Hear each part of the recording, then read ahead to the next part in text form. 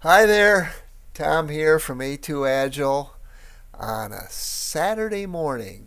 Why would I be making videos on a Saturday morning, you might ask? Well, the answer is one of the most popular topics these days is regenerative AI. And today, as you can see from my screen, I have two guests. Bard from Google and ChatGPT from OpenAI.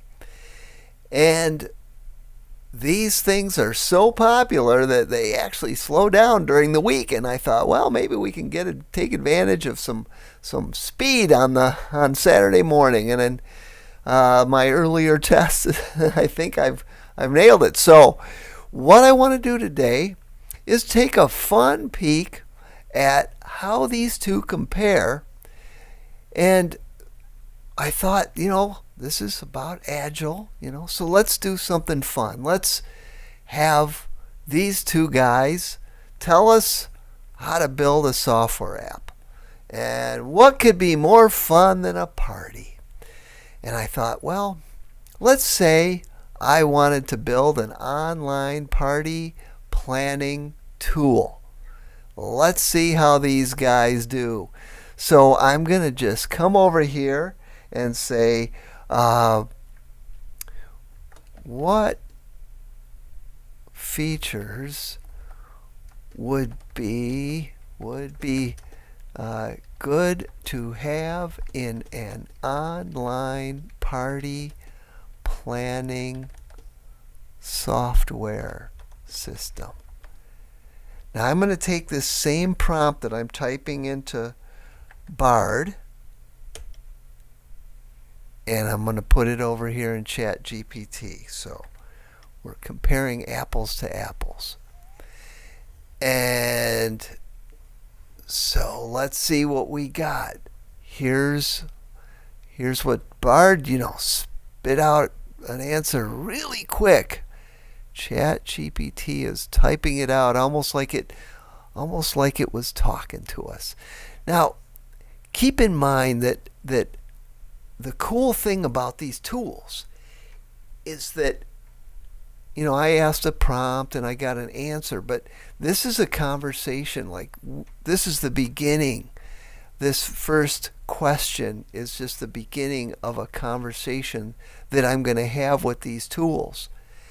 And this is a fundamental difference between like a search engine or a kind of tool that you might be used to using, in that it will retain the context of what I've talked about, what we've discussed back and forth before. So let's take a look at how this is going, and we'll see how these two did. So, like, looking at what we got here, there's some commonalities here. It looks like registration. They both have that. They both have a guest list, so that's good. They both have a budget. They both have vendor management. And let's see. One of them has a checklist. Bard has a checklist, and ChatGPT has a to-do list. Those are pretty similar, so probably give them a both on that one. But that's where it kind of starts to diverge. And this is where I think it gets interesting. Like, if you look at what Bard's done here, they in my opinion, they kind of missed the boat. But maybe it's a matter of interpretation. Like I said, I wanted to have a party planning thing. And to me, a party plan is, if you're doing that, it's a one-time deal. And we're going to have other parties in the future, but you think of them as sort of independent activities. You're not, unless it's your business, you're not planning parties all the time. You just do one and you have a tool to help you, and then you move on. Bard has things like reports and analytics. Now, I don't know about you, but when I'm done with a party, I'm done with a party. I don't really need to do any analysis. But, it's something that's there. They thought about it and put it in there. So, I guess I get a point or two for that. And they also talk about creating an event app. I mean, creating an event app. Okay, I guess. If it was easy, maybe it would be helpful for registration, but they already had registration separately. So I'm not exactly sure what that would be and how you'd use it, how important it is, but it's there. The other thing is a kind of a difference is Bard brings up an event website, which I don't know if I've ever created a website for a party. I guess if it was a big enough party, maybe I would. But it just seems a little overkill. Whereas ChatGPT talks about social media and having some integration with social media, and that seems like that would be really cool to be able to create like Facebook events or something like that. So to me, that's a smarter option. And ChatGPT gets a couple other things that Bard completely missed, like menu planning and venue management and managing your timeline. I mean, these are all things that I would think you'd want in a party planning system, and Bard just missed it. So this round, to me, clearly goes to ChatGPT. But here's the thing, like, we're talking about agile development. This is a list of ideas. Which one feature would we do first? And so let's see what these things come up with. So I'm going to ask it, which of these features would be the highest, if I could spell, value to users. And again, I'm going to put the same prompt in both systems. This is a thing that happens with ChatGPT. See, when I was on earlier testing it, it went faster. We may lose our prompt here. We'll see what happens. One thing that I've had to do in the past is just refresh the page, and then I lose my context. So I'm going to go back up and regenerate my first prompt in ChatGPT. Well, actually, let me try the second one and see if it remembered the context. Yeah, it didn't. So this is one of the joys of using early test level stuff. And one of the things that I'll just point out real quick here while this thing's regenerating is you'll note that it's not going to be exactly the same. That's one of the interesting things about these tools, is that there's a level of randomness to them. Like we don't know what training data they're going to draw upon each time it generates a response, and that's why you have a regenerate button. So now we're getting an answer back from ChatGPT and Bard. So it looks like neither platform really wanted to answer that question. Like the answer here clearly is it depends. So let's pick something and drill down on it here.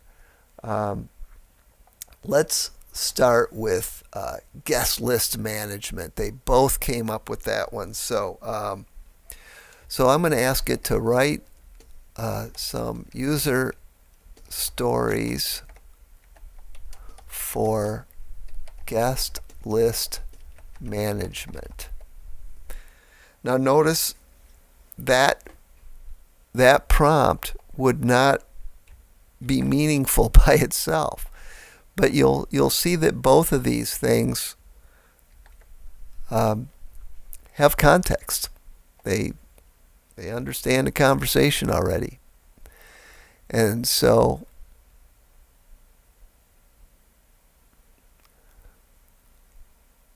look what we got here. So this is interesting because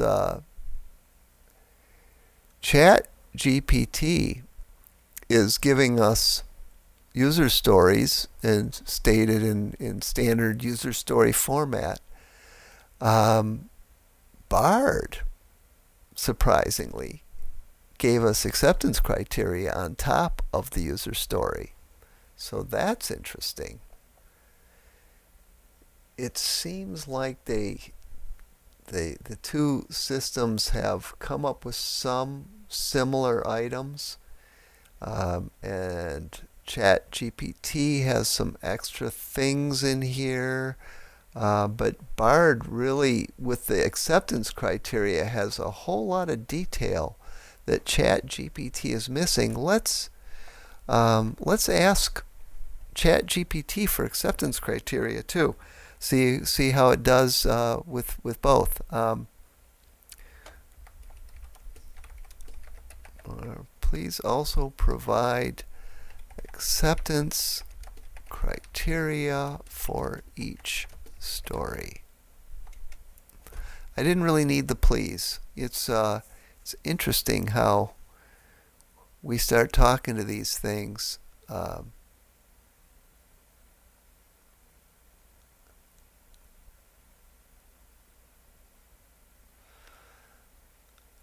And what's interesting is it didn't restate the story.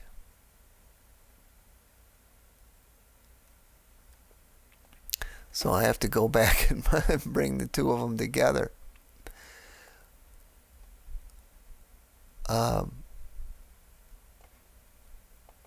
Well, let's ask it to do that. Restate user stories with acceptance criteria.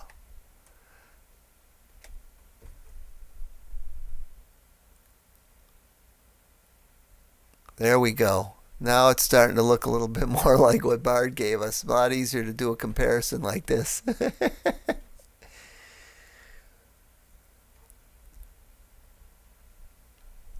Much more interesting.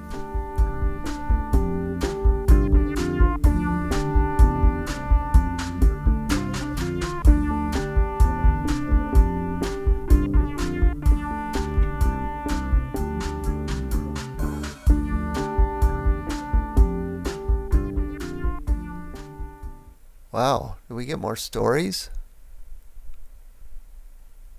No, I think it's the same number. A lot more detail. Well, this is interesting. You could argue that they both went a little beyond just guest list management, but it's interesting to see what they added. Bard added dietary restrictions, which is a great idea. To have in your guest list is a field identifying any dietary restrictions. So great idea. And ChatGPT had a couple things. They had capacity management, which was not something I would have thought about. And they also had something around seating arrangements, which is another thing that, I guess depending on the kind of party, whether you might need that or not, but it's a good idea. So yeah, here's another interesting thing is using both of these tools, I got some ideas that one of them, the other one didn't have. So this is kind of the cool thing about this tool is, as you can see, we can continue to add prompts and get some better refinement of what we're asking it. We could now start to drill down on these stories and offer more information to get better refinement. And as you can see, these are really powerful tools. And eventually we'll get these tools where we can start to feed them our own training data from our systems. Truly powerful would be the ability to feed it all of the data we have on our users of the software that we're building or the product. It doesn't even have to be software.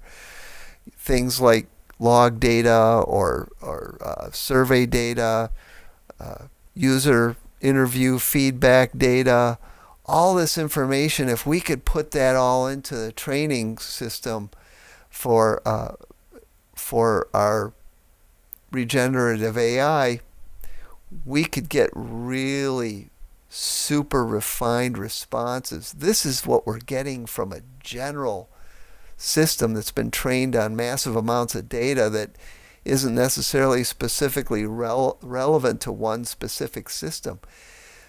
You can imagine the power, and you should be imagining the power. These tools are something that if you're not using them, you will get left behind pretty quick. The adoption on these things is going to be fast and furious. People in the know are recognizing right away that this is game-changing stuff, and you're either going to be on the bus or be sitting at the station. So I encourage you to play with these tools.